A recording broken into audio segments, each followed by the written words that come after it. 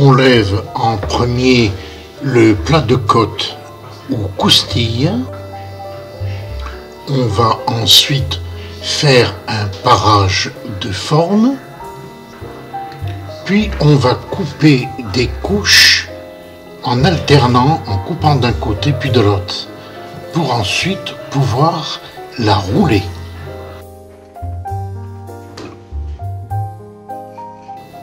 Je profite de l'utilisation de cette poitrine pour vous faire voir comment on lève le plat de côte, car en fait, quand on fait une poitrine roulée, on ne lève pas forcément le plat de côte, mais on désosse, de manière à garder la poitrine entière. Ensuite, les couches sont séparées, puis la poitrine est roulée. Voilà, on obtient là une poitrine parée, prête pour le salage ou pour être roulée. Voilà, on va donc séparer le maigre du gras de manière à couper le gras en plus petits cubes pour qu'il cuise plus vite et recouvre ainsi la viande. Car la caractéristique des rillettes, c'est que la viande cuit dans son propre gras.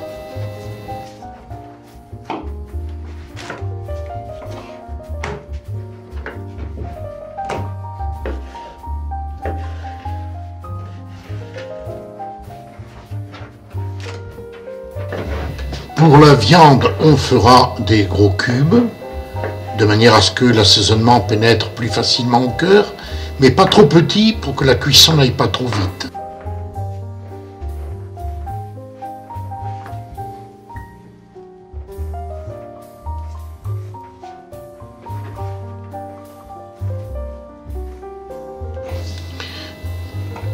La couenne ne sera pas gardée, car elle serait toujours présente dans la rillette. Elle ne pourrait pas fondre et disparaître.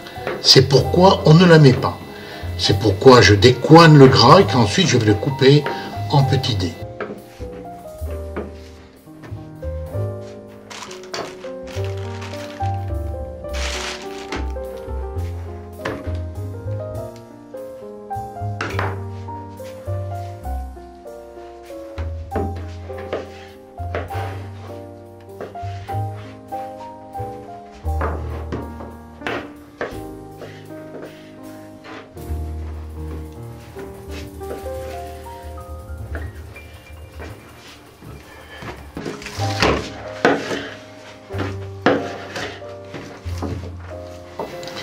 Le plat de côte ou coustille sera coupé en morceaux pour faciliter sa cuisson.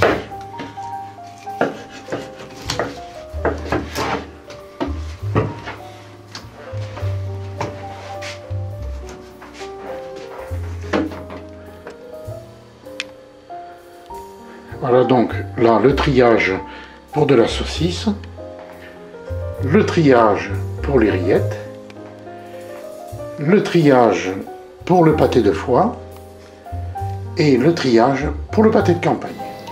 Quand on prépare les fabrications, on fait tout d'abord tous les triages de manière à ne pas avoir de reste et que tous les produits soient bien utilisés. Donc dans le cas de ces préparations, on a 4 triages, il ne reste rien sur le plan de travail. On passe donc ensuite à la pesée des assaisonnements et à la mise au sel des préparations.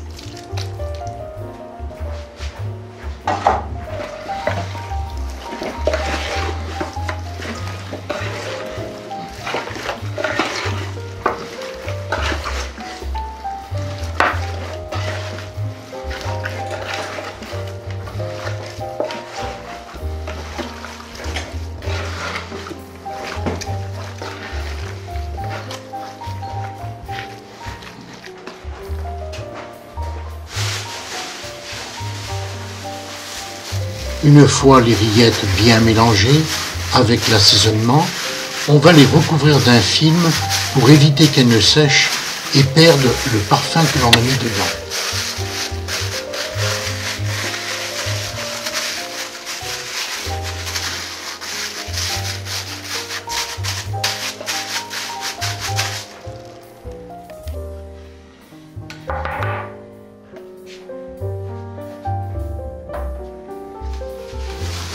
Pour démarrer les rillettes, on prendra un peu de saindoux.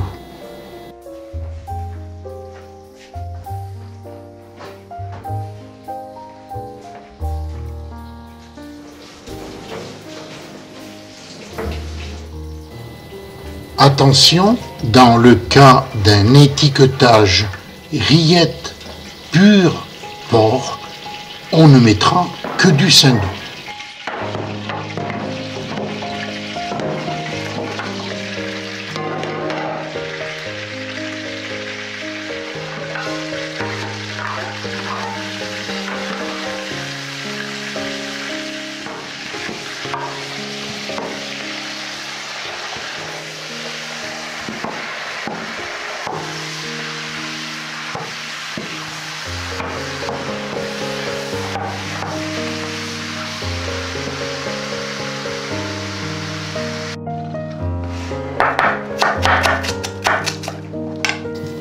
Les échalotes sont ciselées, puis ajoutées à la préparation.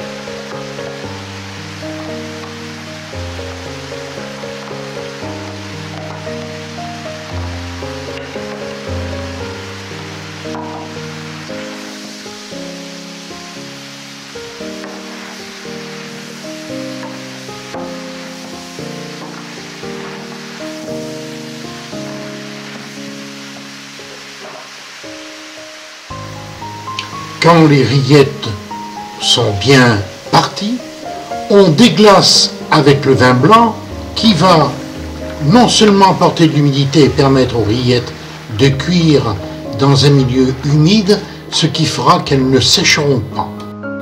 On ajoute ensuite le bouquet garni, puis on cuira à couvercle fermé par petite ébullition pendant au moins 2h30 à 3h.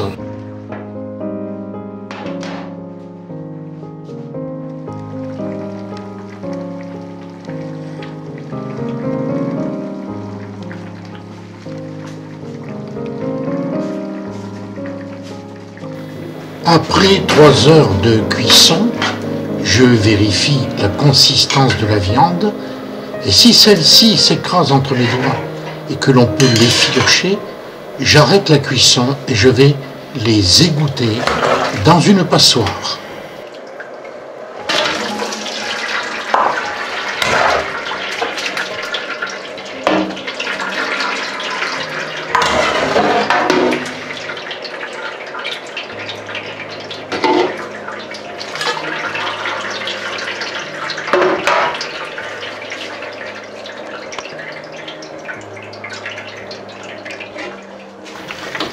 Une fois qu'elles ont légèrement refroidi, je les étale sur plaque où je vais commencer à procéder au triage, c'est-à-dire au prélèvement des os, cartilages, tissus aponevriques, tout ce qui ne doit pas rester dedans, puis à l'effilochage de la viande.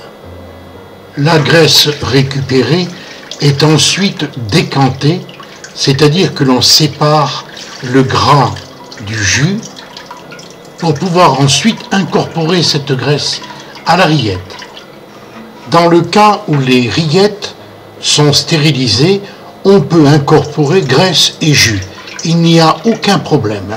Il faut absolument enlever ce jus si les rillettes sont vendues en l'état, c'est-à-dire si elles ont été moulées puis débitées, ou si on les conserve dans des gobelets plastiques. Le jus s'abîmerait en premier. On commence alors le triage et l'effilochage de la viande. Tout passe par la main. Il faut savoir que si les rillettes ne sont pas stérilisées, comme ça va être le cas de celle-ci, si elles sont mises en moule directement pour la consommation, il faudra donc les reporter à ébullition avec la graisse pour une meilleure conservation. Le fait de les malaxer permet de détecter non seulement les petits os, petits tissus aponévriques ou petits tendons ou petits morceaux d'os qui seraient restés, mais en plus, chaque morceau de viande un peu gros va repasser entre les doigts et être écrasé, effiloché. C'est là le propre des rillettes. En fait, le malaxage, il a deux buts. Le premier, c'est de repérer tous les petits os. En voilà un. Les petits os, les tendons, les cartilages, les tissus aponévriques pour les enlever au fur et à mesure. Et dans le même temps, séparer la viande, l'effilocher. C'est le propre des rillettes. Car la rillette, c'est une viande filandreuse liée avec la graisse, sa propre graisse de cuisson que j'ai décantée tout à l'heure, c'est-à-dire j'ai séparé le jus de la graisse. Et je vais donc réincorporer la graisse. Je vais peser quand même pour avoir 60% de maigre, 40% de graisse. Et avec ça, on obtiendra des rillettes onctueuses.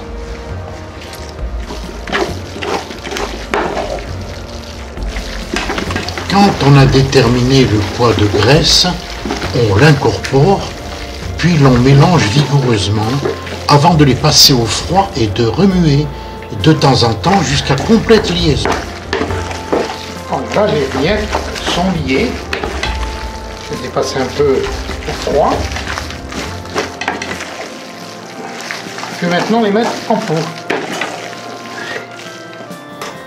Pour la mise en pot, bien entendu, j'utilise toujours des caoutchoucs neufs.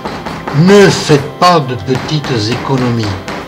Puis, je tasse convenablement mes rillettes pour éviter les bulles d'air en les tapant délicatement sur un linge.